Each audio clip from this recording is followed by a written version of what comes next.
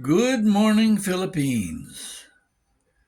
Well, after close to 15 years here now, seeing a lot of foreigners, expats come and go, and a lot of the crap that's spread about how to deal with Filipinas, I thought I'd put together my own little blurb on this and try and keep it relevant to how, if you're going to live here in peace, um, here's some things you should consider when trying to adapt.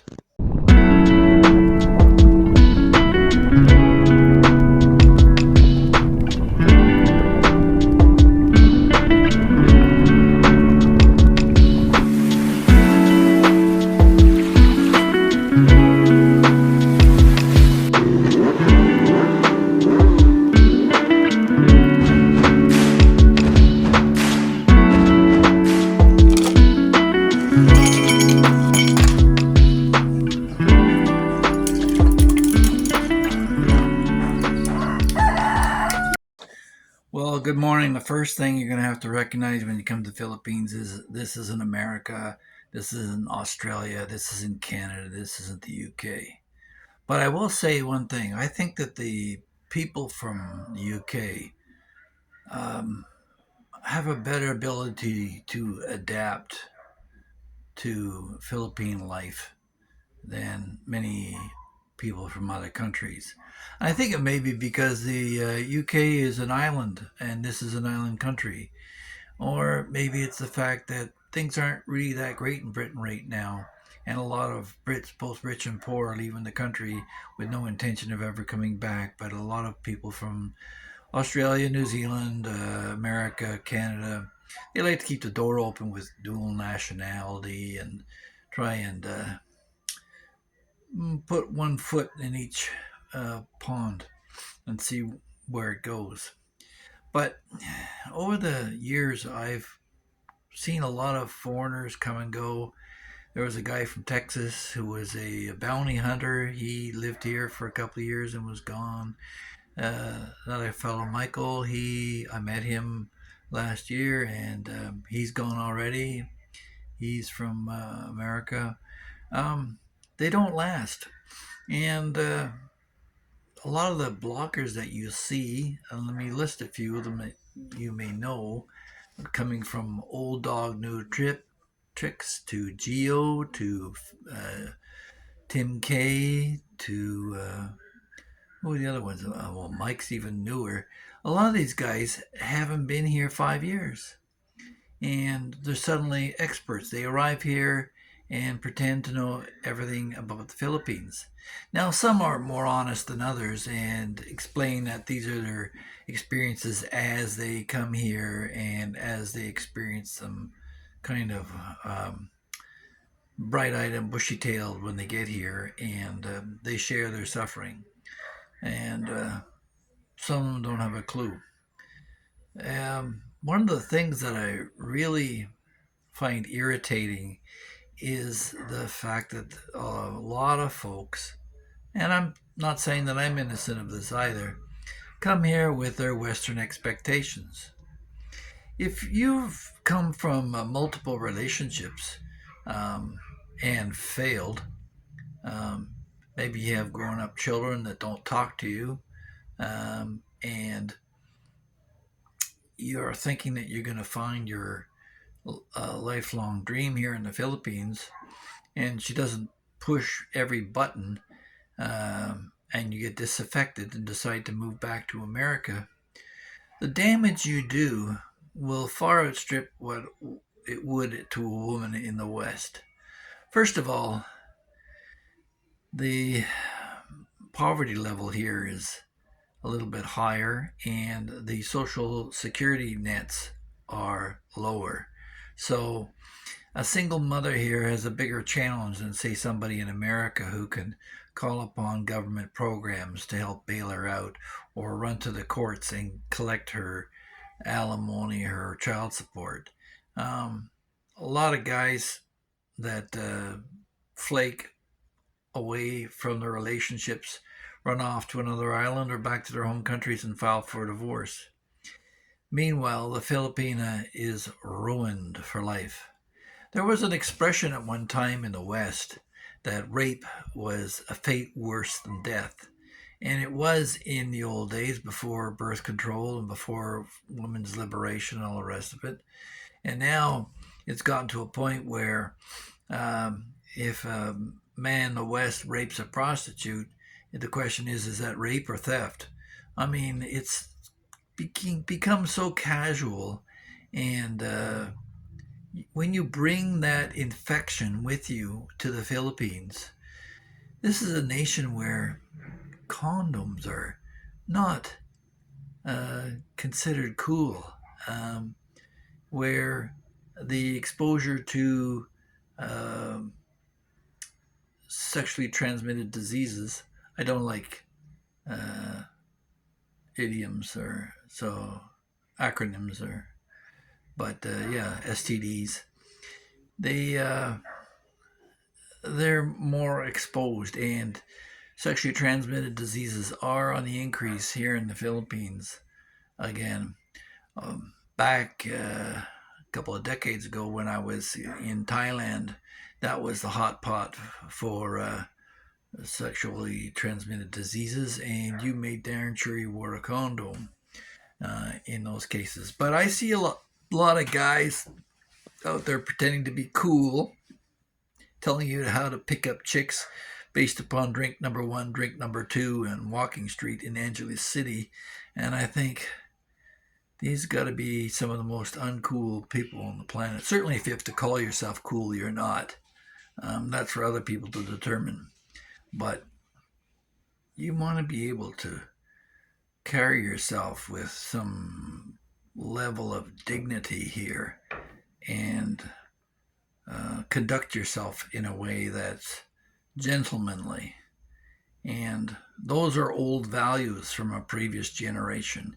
And a lot of the young boys that pretend to call themselves men who run away when there's a responsibility like a child or decide to bail out and get a vasectomy before they even take on the chance or risk of having a responsibility, I think they have no place here. If they do, it's in a place like Angeles City on Walking Street or Pattaya in the Philippines, or sorry, in Thailand. You got you got a different mindset that doesn't fit. Now, a lot of guys down in Dramageddon, they walked into a college town where the people were younger 10 years ago. It was a hotbed of American expats settling in, and the word got out. And during COVID, a couple of bloggers, their popularity skyrocketed because nobody could get out or get in, and the information was limited. Well, Dramageddon or Doomageddon, as some like to call it, there were a college town with one bar, and it was pretty low key, not like Pattaya or Angeles City. So when people came in there initially, yeah, there was an availability of women, but they've since caught on to the expat, and they're much like the girls in Cebu now who've seen so many foreigners, and so what? There's nothing really special about it. You'd have to go up into the mountains and in places like Bilaran or Panay or there's lots of further out islands that aren't so popular. Remember, while they say there's 7,641 islands, only 2,000 are inhabited. If you are a hermit and just really want to get away from the Western world, you could come here and you can find an island that's uninhabited and live like a survivor if you want, but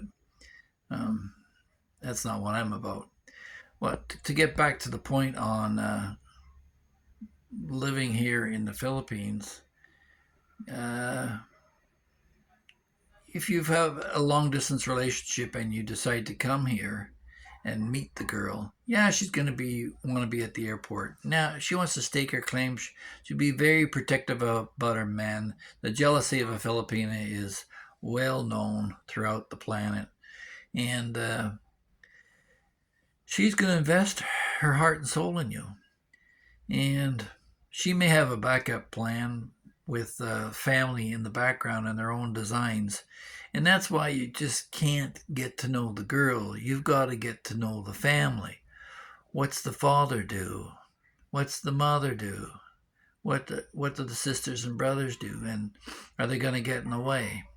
In my case, my family, my father-in-law was a farmer, and his mother was a teacher at one point, and she had her own property, and they they ended up on some hard times with four girls in Leyte, and I think they were quite happy when they came across me, as I was when I came across them.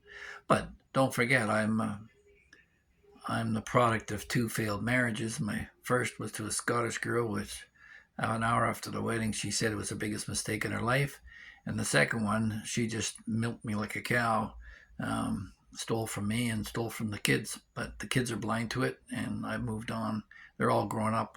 I paid my dues and made sure that they were all adults before I left. But not everyone's like me, and they leave the West with young kids still at home, and they're torn back and forth between their new Filipina and their children at home. You can't go back, boys and girls. Life goes forward. If she didn't treat you right the first time, she's sure not going to treat you much better the second time. But the key element of this discussion is the attitude that people come here thinking that they could live with their dating ideas of dating a Filipina. Filipinas don't date. They marry, they commit. And yeah, they fall in love easily and they fall in love hard. So as a man, you've got a heavier responsibility to make sure that before you put any ideas in her head that you're going to be a permanent thing, that you better have it in your mind that that's what you want as well. And I don't care if she says she doesn't want children. Every Filipina does. But, and you know, women change their mind. But you better be ready, because this is a country that loves babies, loves children, loves family, and loves the church. And that's one thing that I really appreciate about the Filipinos is I've got a lot of criticism for the Catholic Church, but they believe in something, as opposed to a lot of the agnostic, atheist, and nihilistic people in the West who believe in nothing. And that lifestyle has not proven to give much happiness. The key in life, of course, is meaning. It's not happiness, it's meaning. Happiness is transient, but meaning can be long, deep, self-perpetuating, and create a real plan and purpose for your life. So if you can find meaning in being married to a Filipina and having children with her, or if you decide to adopt her children from her previous mistake, and that's up to you. But I was lucky in that my wife saved herself exclusively for me, and something that was kind of laughed at when the Love Generation came out was the idea of being a virgin when you're married. Here, it's a big plus, and to any Filipina, I encourage you to maintain your virtue and save it for the man you love and the one man that you're going to marry. One thing's for sure, if you marry a virgin, and you're faithful to her, you will be the best sexual experience she will ever have in her life because she'll have nothing to compare it to. And that's the key element in all this because they don't build shopping centers for men, they build them for women because women love to shop. Everything from fashion to jewelry to makeup to men. And if you give them something to compare every other man to, um, if you're not committed to her, you're ruining her life for her next boyfriend or her future husband. So don't jump into the fire readily. Now, I know that's harder for men these days because the door has been left wide open. But this is my message to younger men. You treat your family jewels as valuable as they are to you, as her family treasures should be to her. And get to know each other first. Don't take these things lightly. And if you live to be 85 years old and you met her at any age, and she's a young age gap relationship, um, you may be the only things that she'll ever know in her lifetime. So make it worth her while. If you enjoyed this video and would like to hear more content, please check my library. There's over 800 videos there. And hit that like button and subscribe. It doesn't cost you anything, and who knows, you may like what you hear. Have a great day. Bye.